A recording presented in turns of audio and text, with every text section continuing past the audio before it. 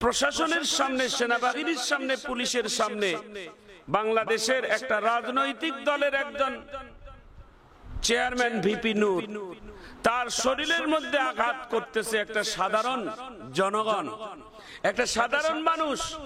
তার শরীরের মধ্যে খয়েরি কালার একটি গেঞ্জি পরা, পরনে একটি ফুল প্যান্ট পরা, তার হাতের মধ্যে মোটা লাঠি নিয়ে প্রশাসনের সামনে বেধুর মারামারি করতেছে, অথচ প্রশাসন তাকে কোনো কিছুই বলতেছে না।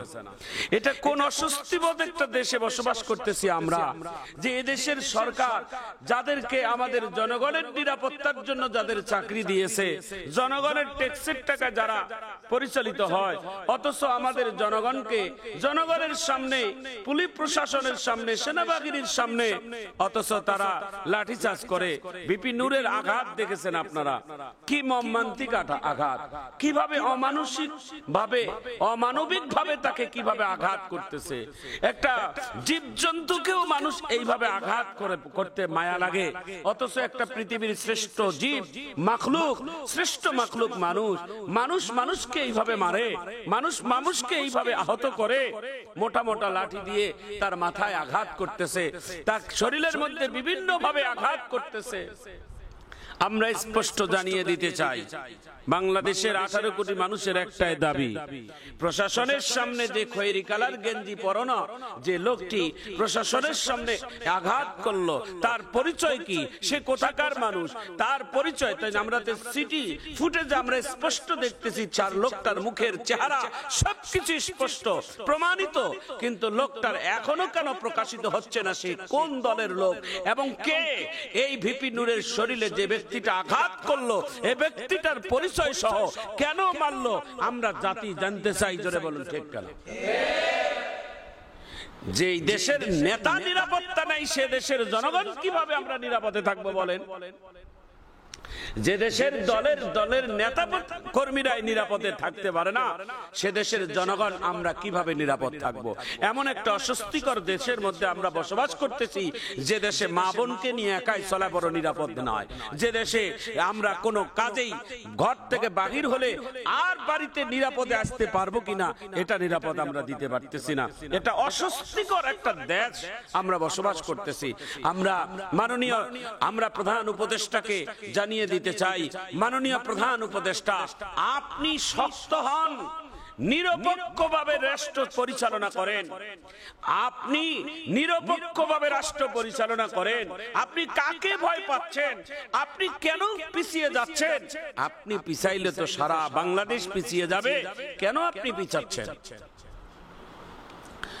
ভাইয়েরা আমার, বন্ধুরা আমার, আমরা স্পষ্ট করে আমাদের তৌহিদি জনতার ব্যানার থেকে আমরা জানিয়ে দিতে চাই, বাংলাদেশের একজন জুলাই যোদ্ধার একজন অন্যতম একজন রাহাবার, যার বলিষ্ঠ কণ্ঠ, বাতিলের আতঙ্ক যাকে বলা হয়, তিনি হচ্ছেন ভিপি নূর। একজন দলের তিনি একজন প্রধান, যে কোনো দাবি নেওয়ার জন্য যখন রাস্তায় দাঁড়িয়েছেন, প্রশাসনের সামনে একটা সাদা, একটা প্রশাসনের সামনে লাল পরিহিত, একটা খয়েরি কালার পরিহিত একটি যুবক ছেলে হাতের মধ্যে লাঠি দিয়ে প্রশাসনের সামনেই তাকে আঘাত করতেছে, অথচ প্রশাসন তাকে কোনো কিছুই বলে না, প্রশাসনও তাকে মারতেছে। না না, বাংলাদেশে এমন আইন তো সংবিধানে নাই, মানুষ কোনো অপরাধ করলে তাকে জেলখানায় নিয়ে যেতে হবে, বিচারের কাজ গড়ায় দাঁড় করাইতে হবে। বাংলাদেশের কোন প্রশাসনের ক্ষমতা নাই যে জনগণের সামনে রাস্তায় ঘাটে কোন দলের প্রধানকে এইভাবে আঘাত করে।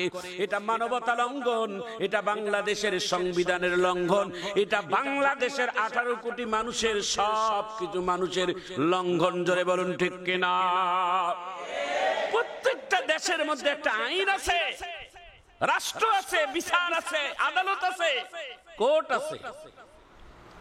আপনারা নিজের আইন নিজে কেন তুলে নেবেন? আল্লাহ তাআলা আমাদের এই দেশটাকে ভালো করার তৌফিক দান করুন, আমিন। সম্মানিত মুআজ্জাজ হাজিরিন, যেই দিন এই রাষ্ট্রটা কোরআন দিয়ে রাষ্ট্র পরিচালনা হবে, সেই দিন আল্লাহ তাআলা এই বাংলাদেশের মধ্যে আল্লাহ তাআলা নিরাপত্তা দান করবেন এবং শান্তি আর বরকত রহমত বর্ষিত করবেন। হযরত উমরের মতো একটা শাসন আমাদের দেশের দরকার, ঠিক কিনা বলেন? হযরতে আবু বকরের মতো একটা শাসক আমাদের দেশের দরকার। হযরত উসমানের মতো একজন শাসক আমাদের রাষ্ট্রের দরকার। হযরতে উসমান, হযরতে আলীর মতো একজন শাসক আমাদের দেশের দরকার। যারা রাষ্ট্রের পরিচালনা যখন করবে, তাদের রাষ্ট্র পরিচালনার শাসন করা তাদের এমন ন্যায় বিচার ছিলেন যে নিজের সন্তান যদি অপরাধ করে, তাদের ইনসাফের বিচার হচ্ছে নিজের সন্তানকে পর্যন্ত তার ছাড় নাই। সুবহানাল্লাহ বলেন। নিজের সন্তানেরও ছাড় নাই। মসজিদে নববীর ভিতরে হযরতে উমর রাদিয়াল্লাহু তাআলা আনহু একদিন বসা ছিলেন, অভিযোগ নিয়ে আসছেন তার নিজের সন্তান, যার নাম আব্দুল্লাহ, উমরের সন্তান। বাবাকে এসে বিচার দিচ্ছেন, আব্বু আমি আপনার কাছে বিচার দিচ্ছি। আসামিকে বলেন নূর নবীজির দুই কলিজার টুকরো ইমাম হাসাইন আর হুসাইন। সুবহানাল্লাহ বলেন। হযরতে উমর রাদিয়াল্লাহু তাআলা আনহু যখন ইমাম হাসাইন হুসাইনের আসামির কথা বলছে, তখন হযরত উমর তার চেয়ার থেকে দাঁড়িয়ে গেছে। কার বিচার দিবা? বলে ইমাম হাসাইন হুসাইন। হযরতে উমর ডাক দিয়ে বলে, তুমি ভালো করে জেনে জানো যে ইমাম হাসাইন হুসাইন কে? বলে জানি। বলে তারপরও বিচার দিচ্ছ? বলে হযরত ইমাম হাসাইন হুসাইন এমন দামি, যাদের ব্যাপারে আল্লাহর রাসূল বলছেন আল হাসান ওয়াল হুসাইনু সাইয়্যিদা শাবাবি আহলিল জান্নাহ। জান্নাতের যত যুবকেরা জান্নাতে যাবে, সমস্ত জান্নাতের শাবাব যুবকদের সর্দার হবে ইমাম হাসাইন আর হুসাইন। ইমাম হাসাইন হুসাইন কত দামি তুমি জানো না? হযরতে উমর রাদিয়াল্লাহু তাআলা আনহু বলে, আমি হযরতে ইমাম হাসাইন আর হুসাইনের মর্যাদা কি এটা আমি জানি, আমি নিজের চোখে দেখছি। বলে কিভাবে? এই সাহাবায়ে কেরাম, আমার রাসূলের 63 বছর হায়াতের জিন্দেগিতে আমার নবীর গোটা শরীরের মধ্যে একটা মশা মাছি জীবনে পড়ার সাহস পায় নাই। একটা মশা বসে নাই, মাছিও বসে নাই। বিশ্ব নবী রাহমাতুল লিল আলামিন যখন অবসর সময় পাইতেন, মসজিদে নববীর বারান্দায় এসে তিনি নামাজ পড়তেন। আর ছোট ছোট ইমাম হাসাইন হুসাইন দৌড় দিয়ে নানার নামাজরত অবস্থায় পিঠের মধ্যে তারা দুই ভাইয়ে বসতেন। দুই ভাইয়ের বসা দেখে আল্লাহর নবী নামাজের সিজদায়, আর আল্লাহর নবীর পিঠের মধ্যে ইমাম হাসাইন আর হুসাইন।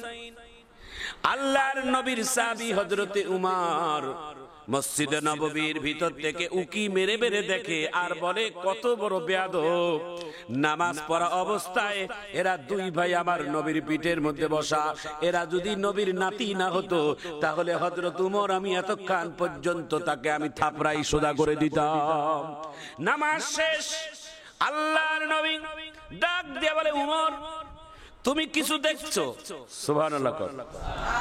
তুমি কিছু দেখছো? হযরত উমর ডাক দিয়ে বলে, কিভাবে বুঝলেন? আল্লাহ রাসূল ডাক দিয়ে বলে, উমর রে, আমার দুটি চোখ এই যে বাহিরে, দুটি চোখ ভিতরে, আমি ভিতরের চোখ দুটো দিয়ে দেখেছি তুমি আমাকে উকি মেরে দেখেছো। সুবহানাল্লাহ জোরে বলেন।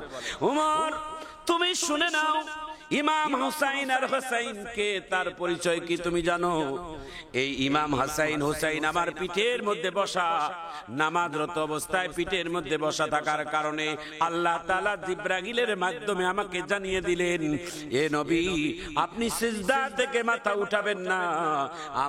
আপনার কলিজার টুকরো ইমাম হাসাইন হুসাইন যতক্ষণ ইচ্ছা করে আপনার পিঠ থেকে নামবে না, ততক্ষণ পর্যন্ত আপনি নবী সিজদা থেকে মাথা উঠাবেন না।